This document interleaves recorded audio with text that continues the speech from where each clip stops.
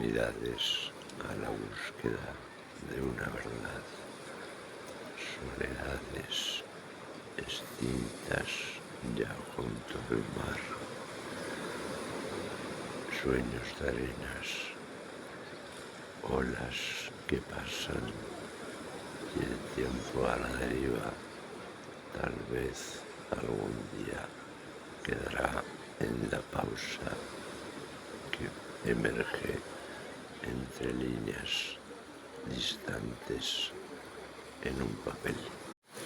La música del mar quiere mi alma pondrar, el eco de las olas distante en el navegar de un poeta que escribe una balada entre ecos de sueños amparados entre puntillas de plata que quedó en las olas al viajar.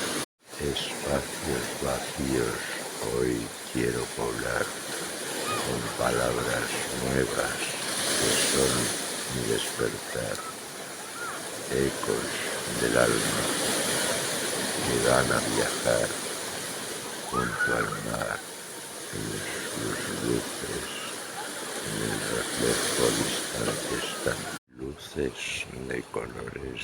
El mar en su vuelo dejó notas ateridas a versos en mi canción, espacios dormidos, sueños de alma son, espacios pretendidos por albergar mi recuerdo yo, notas a la deriva en algún lugar quedarán prendidas si no mueren en su intento ya.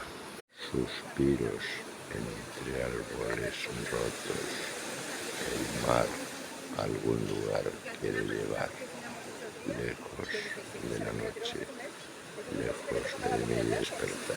El baluarte de un sueño emergió en papel, el donaire de la noche lo quiso traer a mi cincel de palabras que ocultan la realidad. Es un cincel de sueños con el que puedo yo crear.